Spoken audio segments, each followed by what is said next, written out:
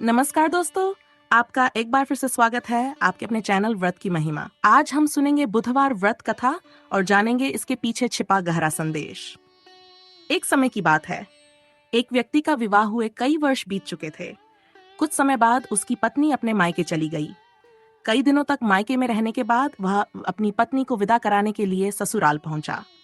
वहां कुछ दिन बिताने के बाद उसने सास ससुर से विदाई की बात कही। उस दिन बुधवार था। सास ससुर ने समझाया, बेटा, बुधवार के दिन बेटी को ससुराल नहीं भेजा जाता, ये शुभ नहीं माना जाता।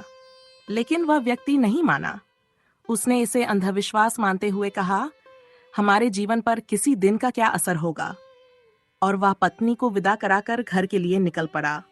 रास्ते में चलते चलते पत्नी को बहुत तेज प्यास लगी।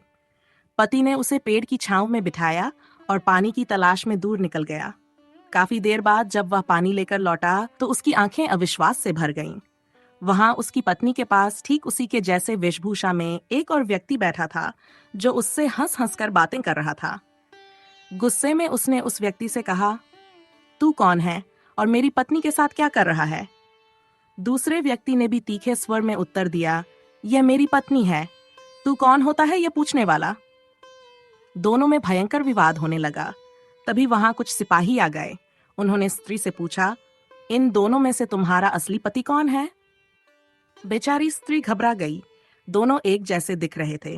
वह समझ नहीं पाई कि कौन सही है और कौन गलत। वह असमंजस में खड़ी रह गई। पहला व्यक्ति घबराकर मन ही मन बोला, भगवान, ये कैसी परीक्षा है? आप ही कुछ मार्ग दिखाए।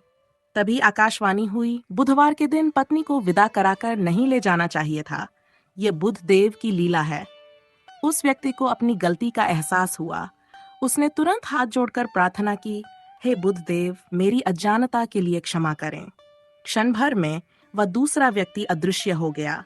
हम दोस्त और असली पति अपनी पत्नी के पास खड़ा था। दोनों ने भगवान बुध का धन्यवाद किया और व्रत करने का संकल्प लिया।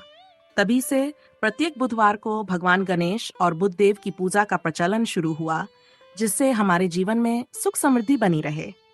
तो दोस्तों, इस कथा से हमें ये शिक्षा मिलती है कि हमें देवी देवताओं के नियमों का पालन करना चाहिए और उनकी पूजा में वचन और कर्म से समर्पित रहना चाहिए। अगर आपको ये कथा पसंद आई हो तो हमारे चैनल व्रत की महिमा को सब्सक्राइब करें और शेयर करें, ताकि अधिक से अधिक लोग इसका लाभ उठा सकें। मिलते हैं अगले वीडियो में एक और नई कथा के साथ। जय गणेश।